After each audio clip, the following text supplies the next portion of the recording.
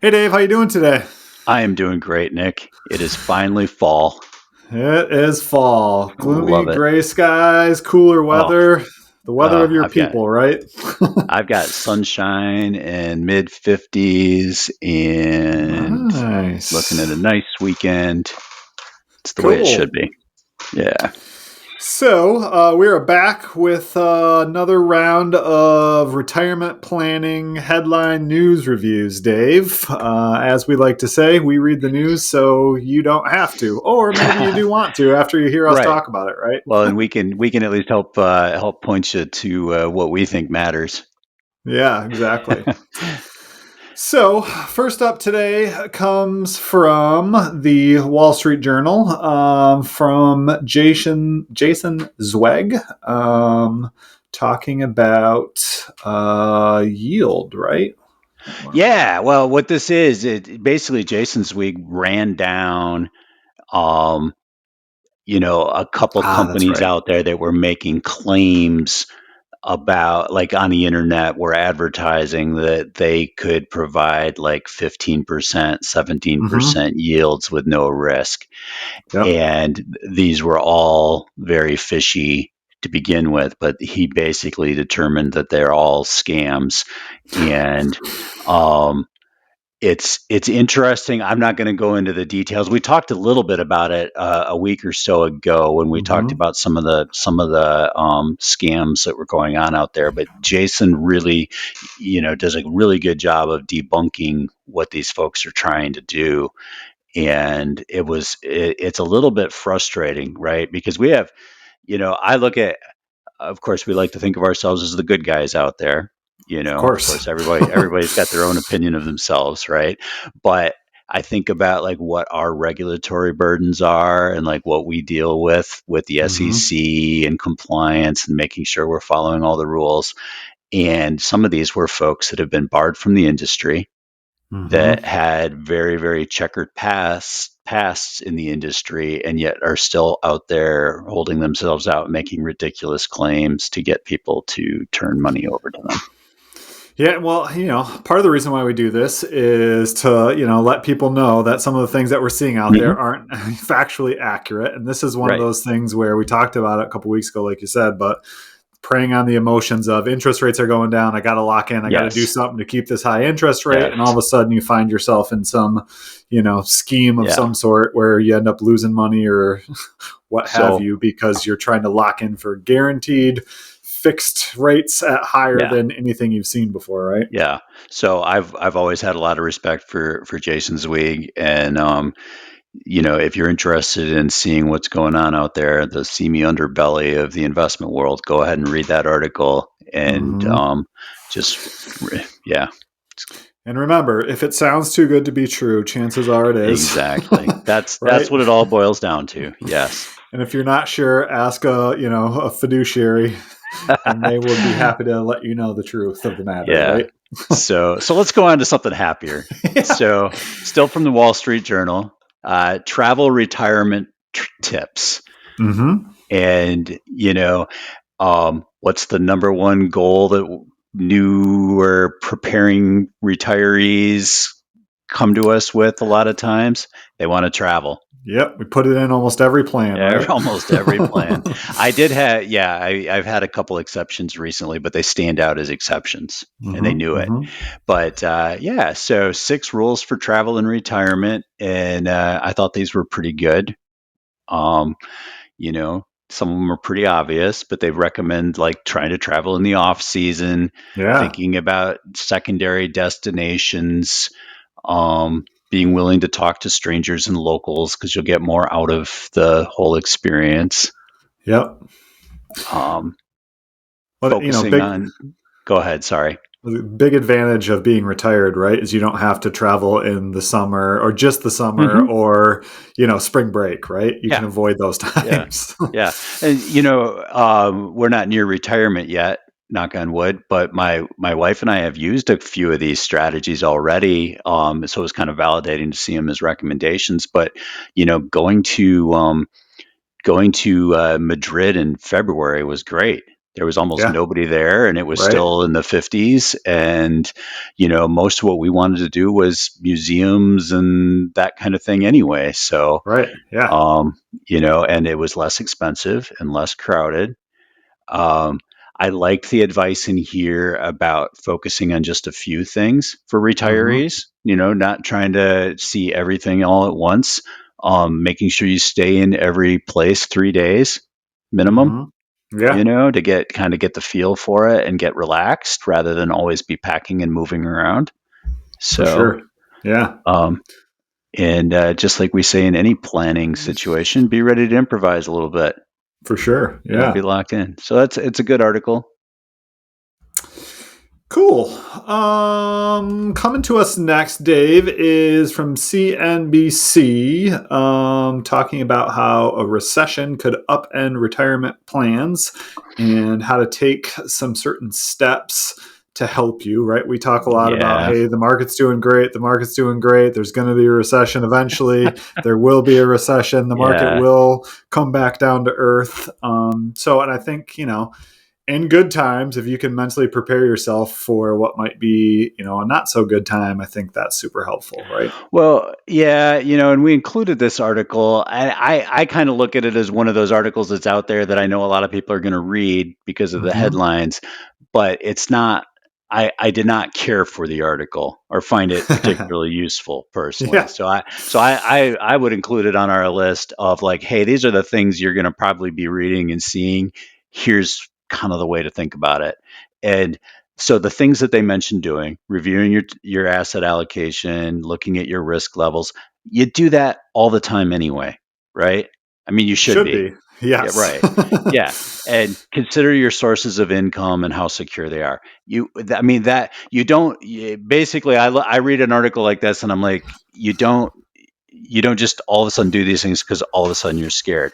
You need to Right. recognize that investment risk from whatever source, and they like name recession. Well, a recession can happen pretty much any time. It's pretty Right. regular, and we Yeah. know it's going to happen. Yep. And if you work with a financial planner, you didn't build your plan as though there's never going to be a recession. It's not like Right. these are new exciting things when they happen, Right. Yeah.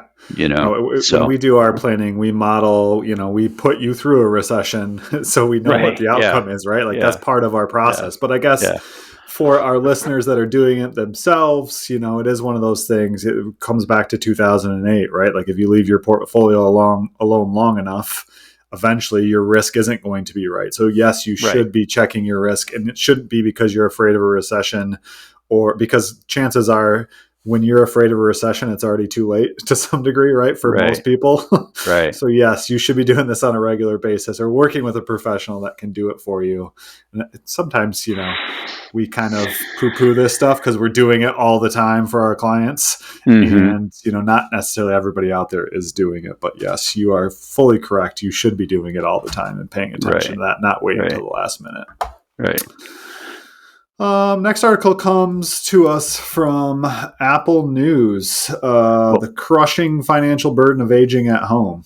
yeah, it was. I think the Apple News link actually redirects back to the Wall Street Journal, but a free version of an article on aging at home from a couple weeks ago, and very sobering. But these are the kind of things we need to help people think about, and everybody's got to be cognizant of because a lot of people do express the wish to age in place in their Mm-hmm. house, Yeah, and the cost of in-home care has continued to outpace already high inflation over the last few years.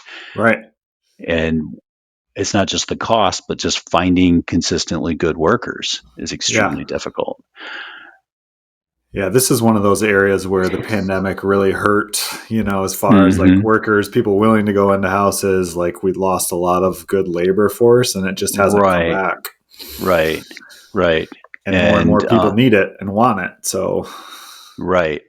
And I liked the part in this article because I think people underestimate this a little bit is you may desire to age in your home, but you need to think about what that means for your spouse potentially, what it means for your mm-hmm. family members that may have to fill in the gaps if you can't find consistent Right. good home care. And not that you should, I don't mean to make it sound like anybody that wants to do this is bad or wrong, but you do need, like, I think we sometimes underestimate some of those aspects of it, that it sounds good to us, but it may not be fair or reasonable to everybody that it touches on. Mm-hmm. Mm-hmm. So, things to consider.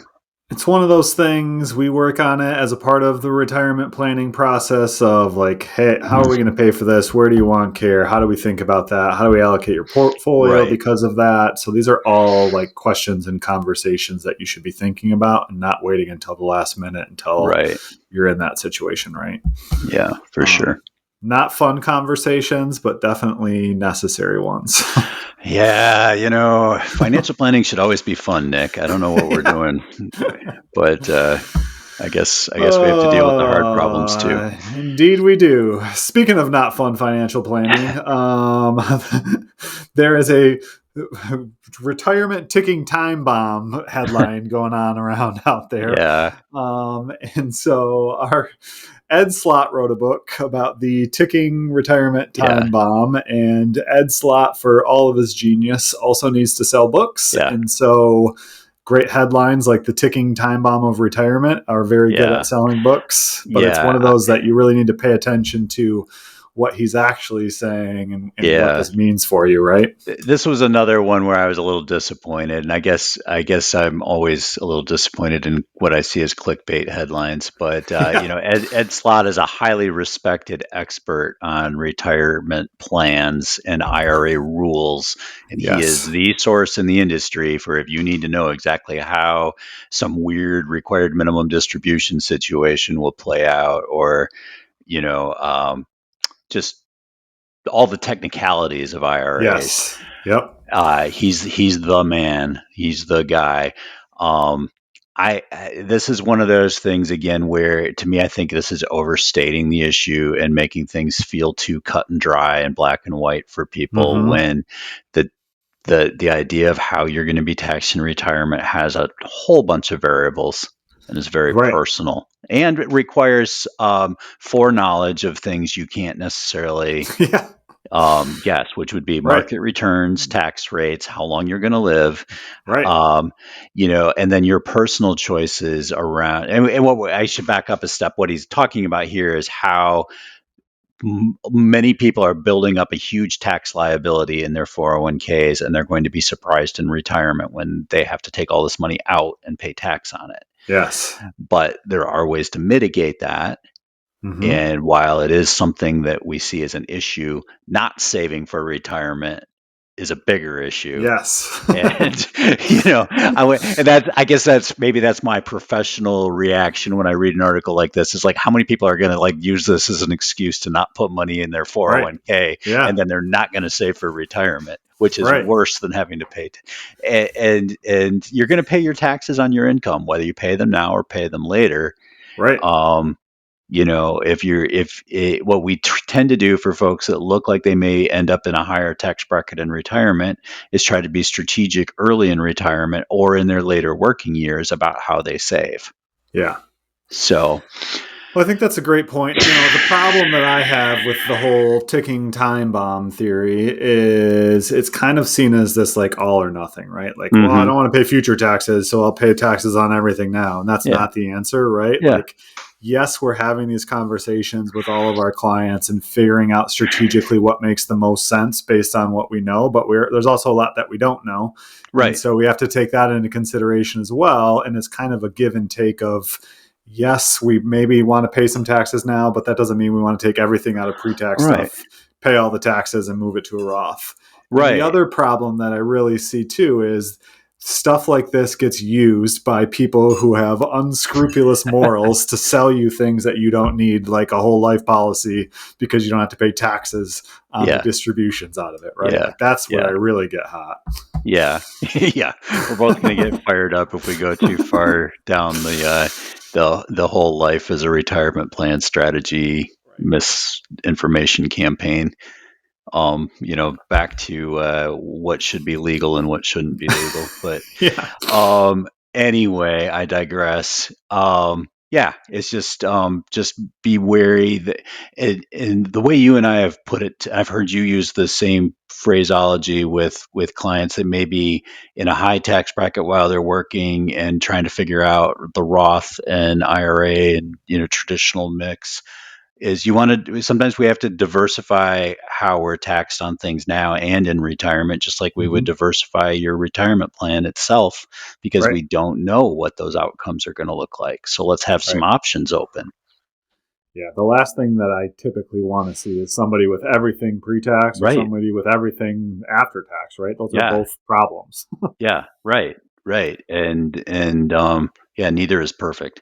Right. We don't want Yeah. you don't want to be in Absolutely. a 0% tax bracket because you Yeah. paid Right. all your taxes earlier. All Yeah. right. Yeah.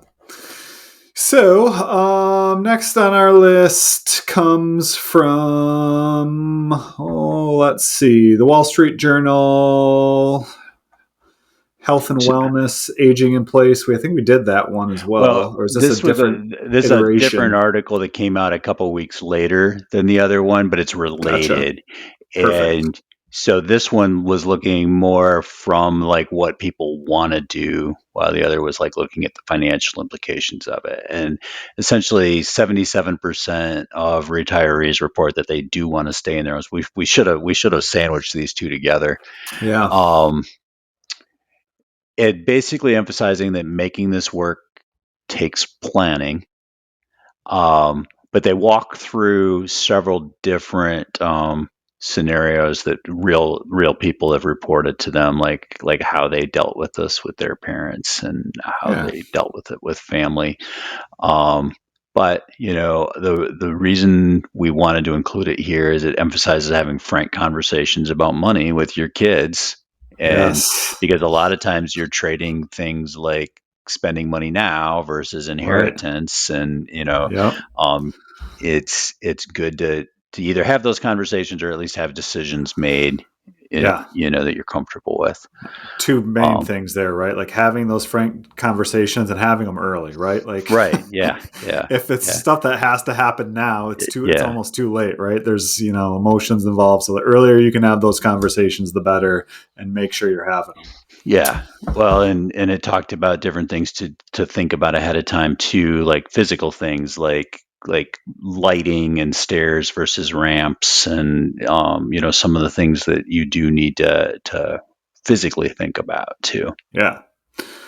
So, next article comes to us from Morningstar, and our friend. I keep calling her our friend. Maybe we should reach out and see if she wants to join our podcast sometime, and she can really be our friend. Yeah. Christine Benz from Morningstar was actually interviewed by someone else from Morningstar because she is. I think she wrote a book. I don't think it's It, published it it yet. is it is in pre-order status right All now, right. and I All believe the right. title is How to Retire.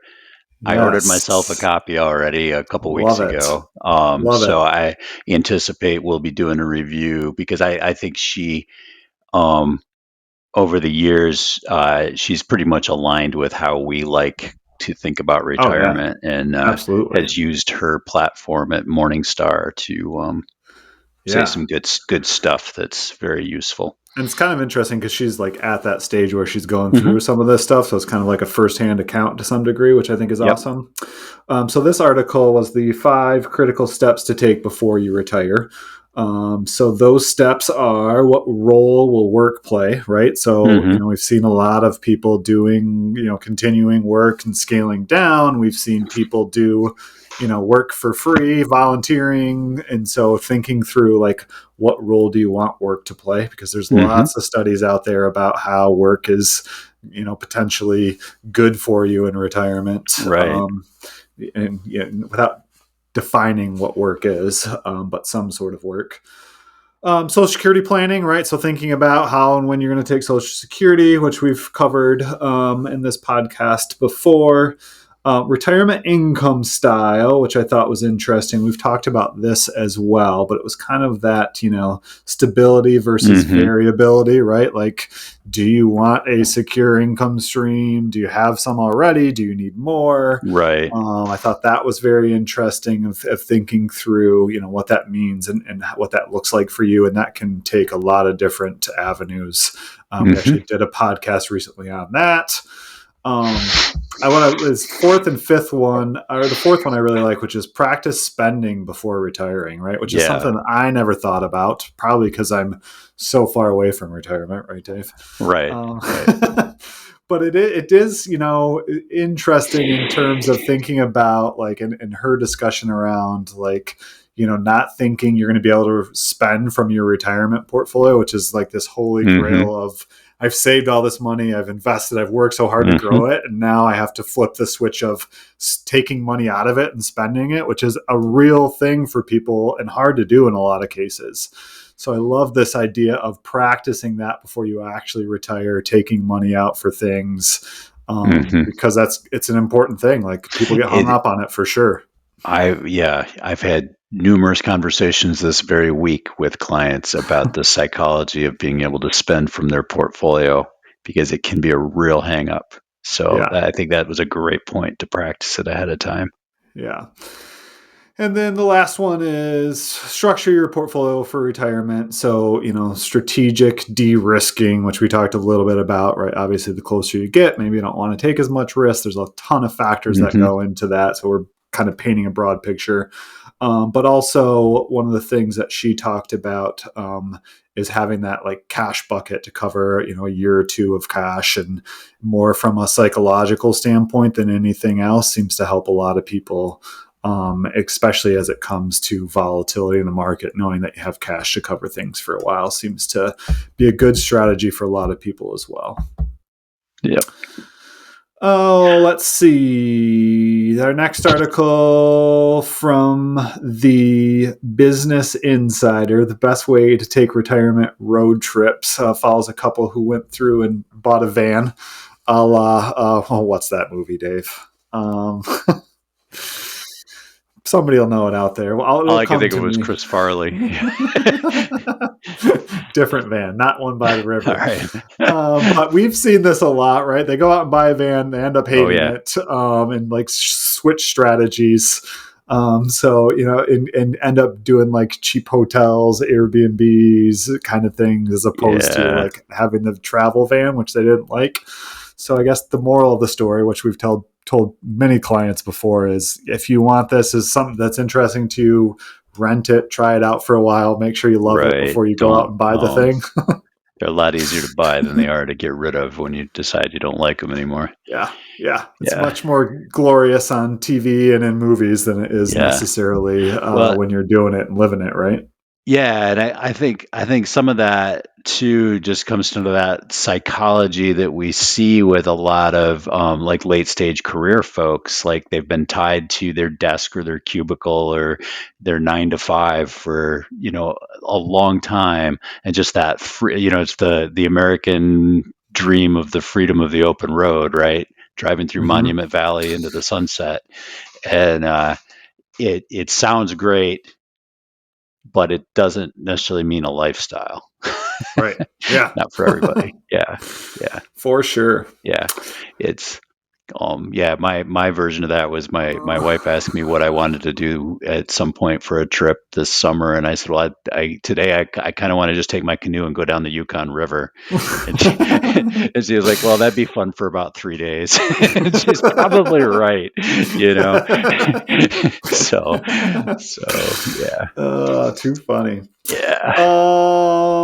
The next article comes to us from AOL, maximizing returns from retirement withdrawal strategies. And this is one of those rule of thumb articles. And I kind of threw it Hmm. in here just because, rules of thumb are a great starting point, but they are Hmm. not the end all be all. So kind of as they laid it out in this article, the rule of thumb for withdrawals, the first one Seems obvious, but I guess it's in there for a reason, right? Take your RMDs, because if you don't, there's a Hmm. penalty associated with it, and it is not a small penalty. Right. So, Yeah. yes, please make sure you're taking your required minimum distributions from your qualified accounts once you hit that age. The second one is withdraw from taxable accounts. The third one is tap into your tax deferred savings. And the last one is use your Roth accounts.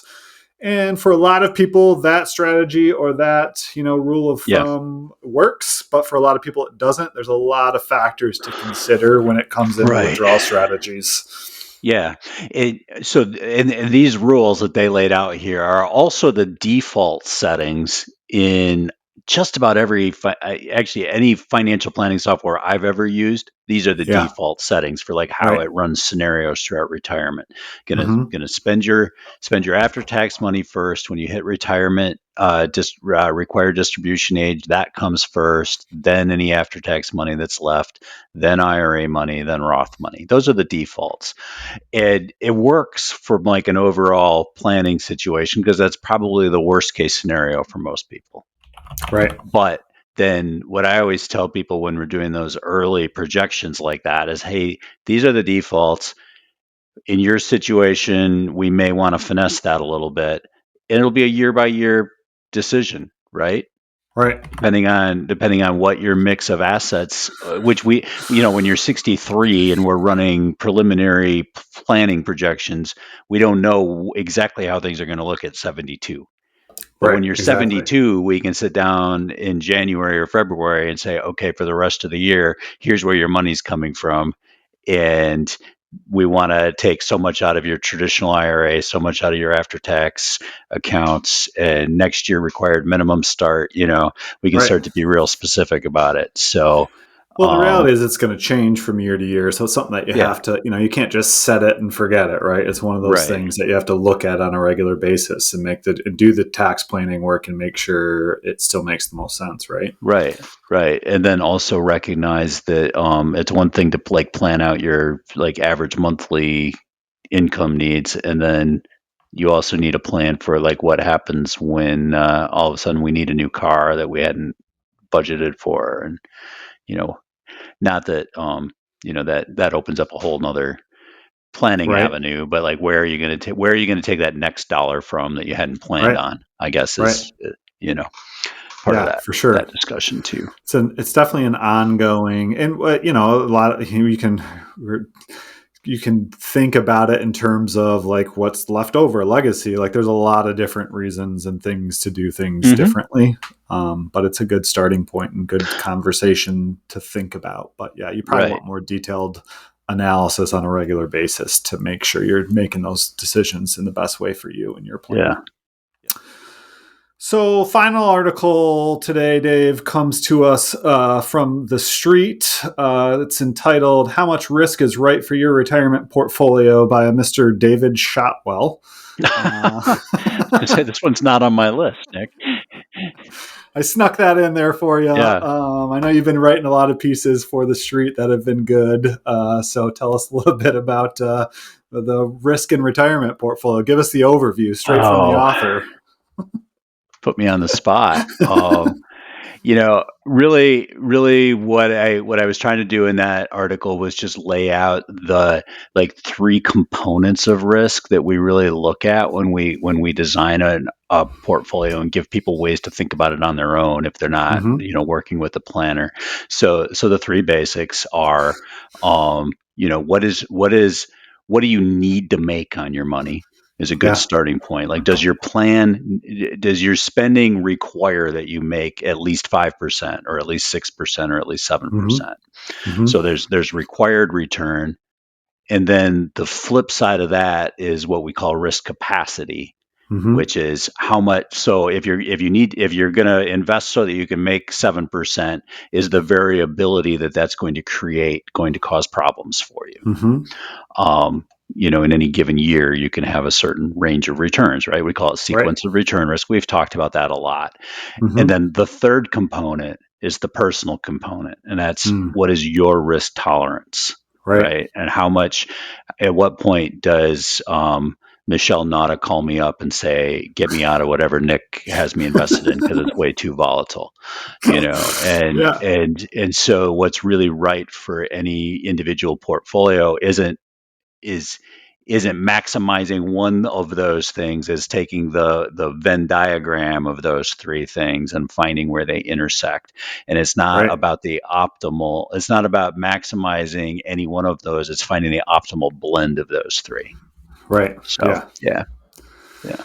I love it. And if you aren't, make sure you're following Mr. Shotwell here on the Street Retirement Daily, posting pretty regularly there. We'll throw a link in the show notes, but all really good stuff. So you should definitely be paying attention to that.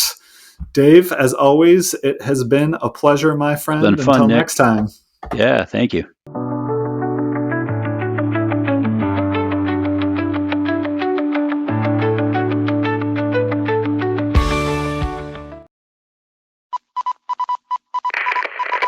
This is a Zedia Media production.